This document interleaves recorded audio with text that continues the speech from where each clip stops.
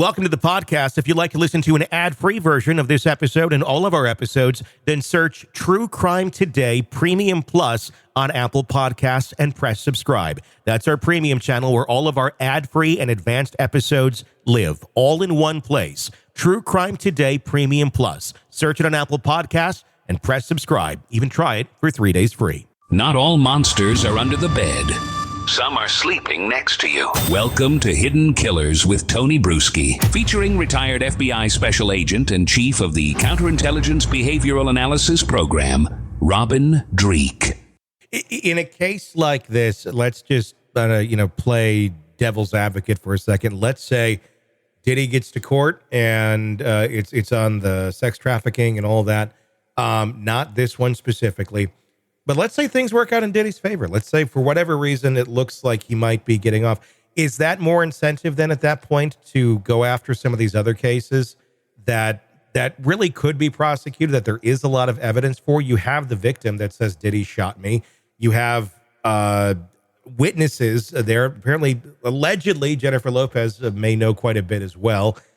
When you have that sort of thing, do you then reignite those if it looks like it may not be going so much your way in terms of taking a criminal down by then reigniting some of these old flames, these old crimes to make sure that they do go down?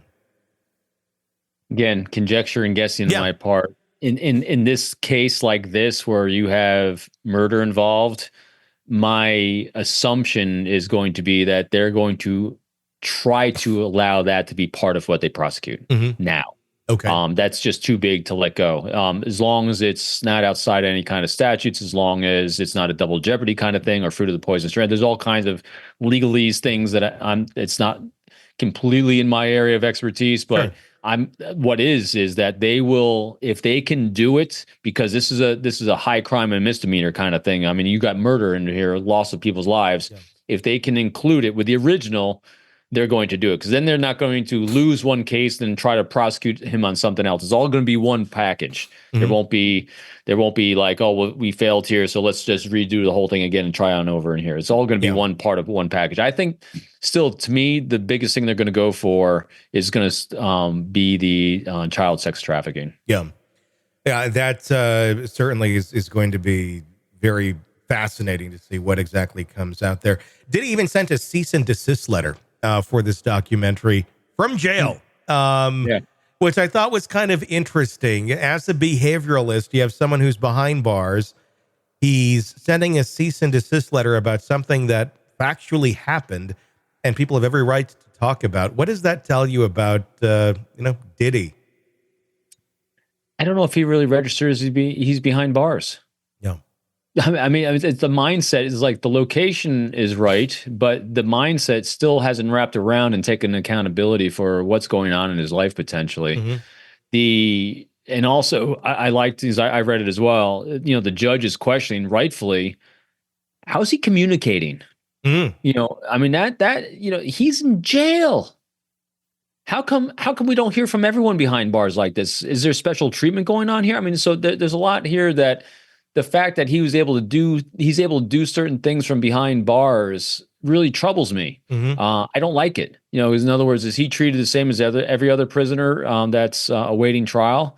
I don't know. Because again, I don't know the answer to that one, but the fact he's able to send it out is what is troubling to me.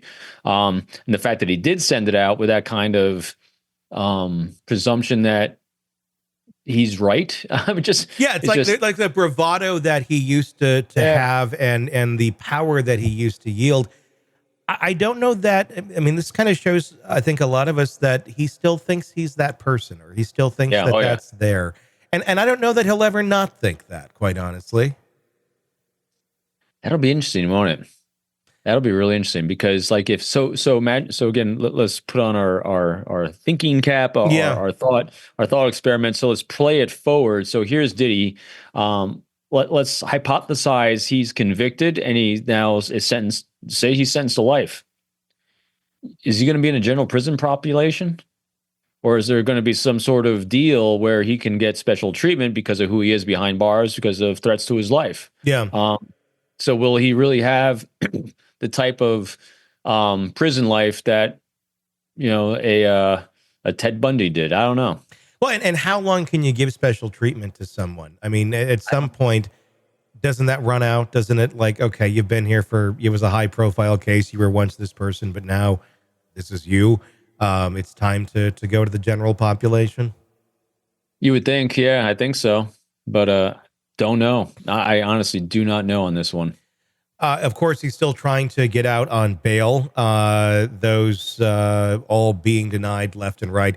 It has been fascinating, though, that he's attempted now 4 times with 4 different bizarre scenarios that, again, very arrogant, very grandiose, thinking, oh, yes, the judge will give him special treatment to go live in this penthouse or to go live on his island or to go do this or that. And you can watch me and all. I mean, it's just, no. Why? Yeah. Why would they? Just because your name is Sean Diddy Combs? It seems to me that's what he's resting on. And he seems to believe, just like he seemed to believe throughout most of these crimes, is that he was above the law and he would get special treatment no matter what. And if you keep asking, you'll just get your special treatment eventually. I just keep my fingers crossed that the judge stays firm because I like it. He shouldn't be out. I mean, the fact he's able to do, and this is what I think the judge was pointing out by the questions he's asking about the communication he's able to have. What he's able to even do behind bars is troubling to me. Yeah. He shouldn't be just silence him. He can't talk to anyone except his lawyer. It's not good. No. Because the potential for intimidation is really, really high. But luckily, I think there's such a group think now of survivors of him that power of that group is going to overwhelm any influence he may have on them. So my guess is behaviorally what he's going to attempt to do or is attempting to do is cherry pick the people he's going after to try to do what? Sow seeds of doubt in any jury. Well, it seems that's been his game a little bit here lately with his birthday. There was the video of him and his kids, and the prosecution, the DA, saying this was just a ploy to get attention and to more so humanize him and use his own children for his benefit, which I thought was kind of sick. The fact that video even kind of came out that way of the birthday. On the surface, it looks innocent, but on the other end, it's like you're using your kids as a ploy to humanize you when you have such egregious, horrible crimes you're being accused of against other human beings. That's, yeah. Yes. I'm going to, I me with the context factor. Yeah. I love throwing in here. So the behavior of him accepting it from his children is what we're really, because we don't know where it came from. Did he initiate it? Because remember, think about this. Your daughter, if you were accused of something, you would, because I know you're a good dad, and you would never want to involve your daughter like this, but she cares for you so much that she would initiate anything she could to put herself in the way. So we don't know whether the kids initiated this or it was his contrived. Now we're assuming it was him because he's a manipulative guy, but he wields a lot of influence and most likely over his children too. So it might have been initiated by the children. Granted, it was accepted by him. But again, there's a lot of different optics that you never know are quite there. That's why I loved thinking, reversing it. Yeah, because it's because when you're doing cases like this, it's really important to understand the context of so many different angles and so many different optics, because eventually it's all going to come together in a courtroom. And understanding the origin story of each one of these individuals and where these things originated from is really key and critical, because that's what the prosecution is going to present to the jury.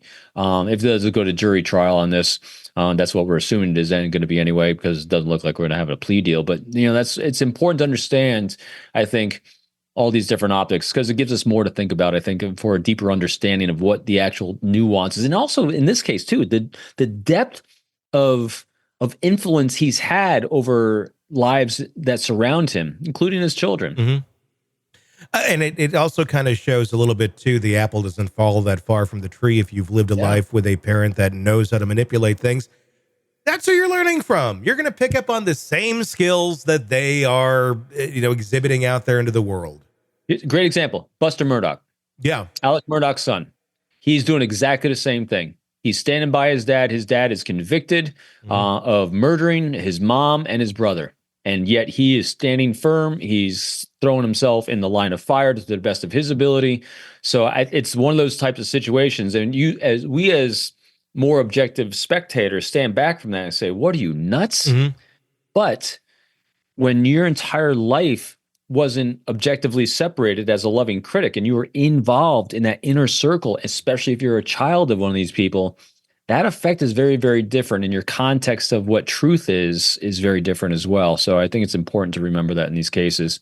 It might not have been Diddy initiating, hey, come save me. It might have been the kids doing it on their own initiative. Welcome to the podcast. If you'd like to listen to an ad-free version of this episode and all of our episodes, then search True Crime Today Premium Plus on Apple Podcasts and press subscribe. That's our premium channel where all of our ad-free and advanced episodes live, all in one place. True Crime Today Premium Plus. Search it on Apple Podcasts and press subscribe. Even try it for 3 days free. Let's be honest. Nothing kills the thrill of a good murder mystery like a commercial for laundry detergent. It's like someone slapping a closed sign on your favorite dive bar. But you're not here for that, are you? You're here for the good stuff. So ditch the ads and upgrade to True Crime Today Premium Plus on Apple Podcasts. With True Crime Today Premium Plus, you get your crime straight, no chaser. Commercial free with extended interviews and early access. It's like getting the bartender's special when the bar's already closed. Search for True Crime Today Premium Plus on Apple Podcasts. Subscribe and drink it all in.